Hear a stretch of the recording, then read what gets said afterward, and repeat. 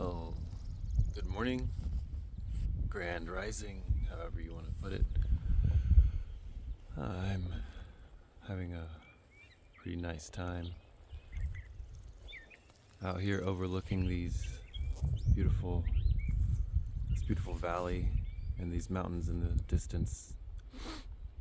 I'll show you. Let's see.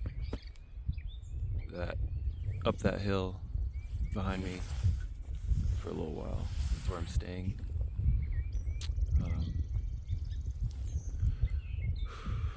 I just feel so blessed to have this opportunity to be in such a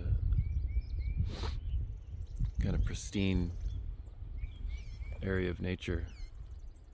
You know, a lot of the land around me is federal trust, and I get to look at this beautiful view. And I wanted to share it with you and share some insights that I've gotten. Supposedly the sun's gonna rise over that mountain right there behind us.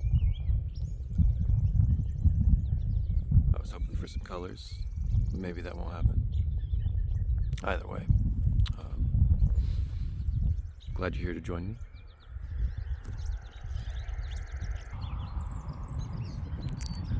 I'm gonna give you a closer look.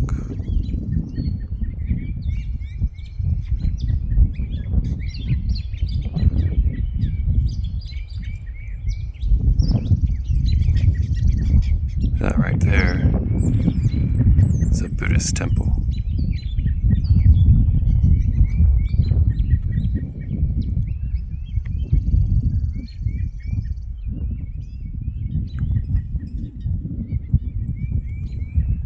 And it's just gorgeous. And I'm normally down in coastal Mississippi. Don't really see many mountains there. I mean, look at that sky. Goodness. Wow. So I've been working up here, preparing a friend's newly purchased cabin, doing some renovations inside and out, building a shed, and putting in flooring, painting the house, doing all kinds of stuff. And we've been doing it together and having a ball, just being goofy as hell. And, you know, letting our true nature, you know, that higher version of us just bleed through and take over. And it's been amazing. And as it normally happens, especially when you primarily live your life on a lower vibration and kind of guided by the vibration of those around you. In doing so, the reflection and the response of those who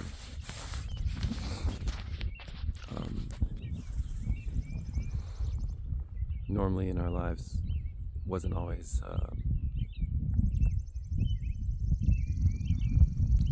super positive. However, I mean, in fact, you know, for me, my distance, my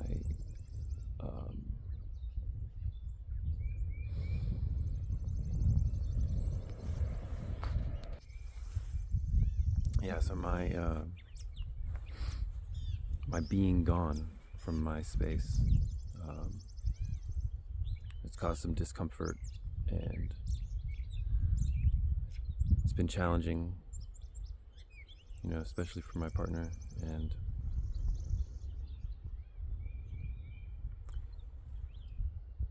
at first I was reactive to her shares about how this trip has been really awful for her, and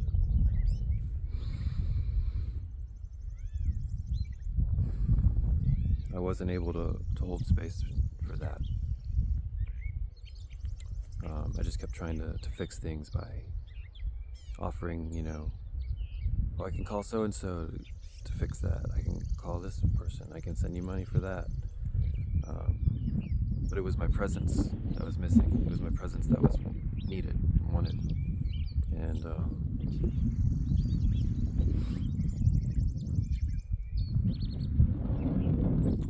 I can't offer that right now more than physically. I can offer being on the phone, but for some reason I couldn't even offer that. So I needed to be in my own energy for a couple days and really solidify my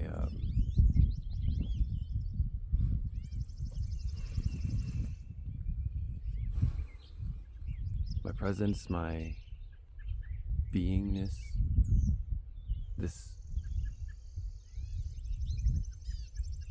truer nature. And I reached back out to her yesterday, and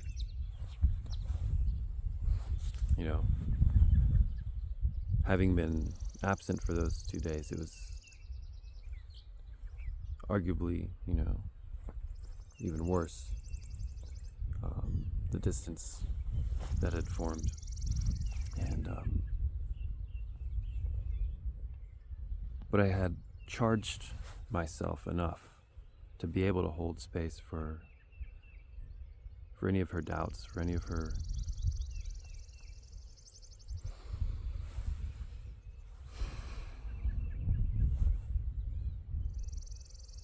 emotions, and not be reactive to them and either take offense or try to fix. And I just expressed love, held space, and stayed sovereign in my knowing, in my masculine presence. And eventually she softened, and we started to giggle and laugh, and she opened up and started sharing the humorous element of the misfortune that has befallen the home that I left. And when I left, nothing was wrong, and things just kept going wrong. And she's the only one there to fix them. And it's really interesting how when one part of a partnership goes on a journey, it can often feel like both are on their own journey. But I mean, I'm out here in the mountains and she's down there with all of our normal belongings, our normal home, and vehicle, and all of these things are being strained. And it's hard to hold on to a positive mindset when everything's going haywire, falling apart. And I understand why it's been difficult for her to hold on to anything other than despair. And yet, being in the presence of my not outright positivity, but my trust and neutrality more so.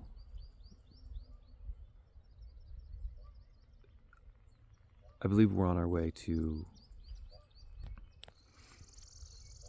being closer than we were before, to being more healed than we've been. And it requires staying present, staying mindful, and remembering in each moment that we are being led. You know, you can call it what you want. Your higher self, God, your guardian angels, whatever you'd like to say. But we are being guided. And that version of us that is normally speaking and thinking, our egoic self, we're just along for the ride. We're the doers. We don't need to be the ones who know the plan. In fact, we can't be. And the more we try, the more things tend to go wrong.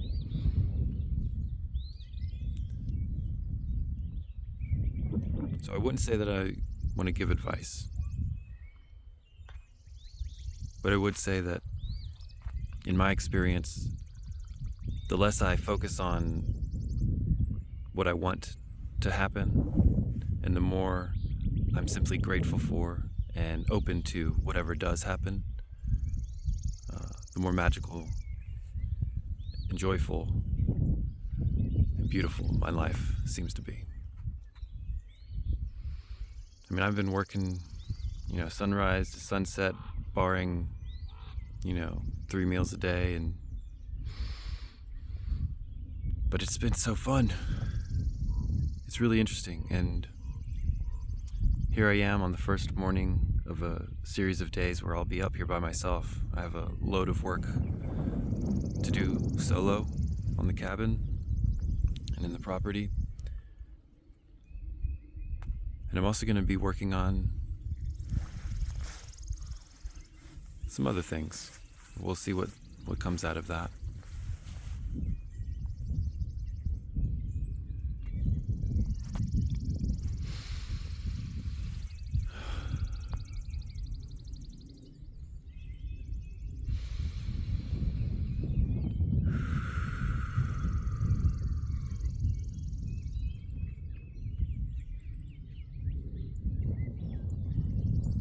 We've got this. You've got this. You're here. You haven't checked out yet. And if you're watching this video, chances are you align with me in some way. And that being the case, you probably have a lot of challenges arise in your life, but you also have a lot of practices and beliefs that you can trust and fall back on and step out of the way of the abundance that's desperately trying to find you. I love you. Maybe I'll see you soon.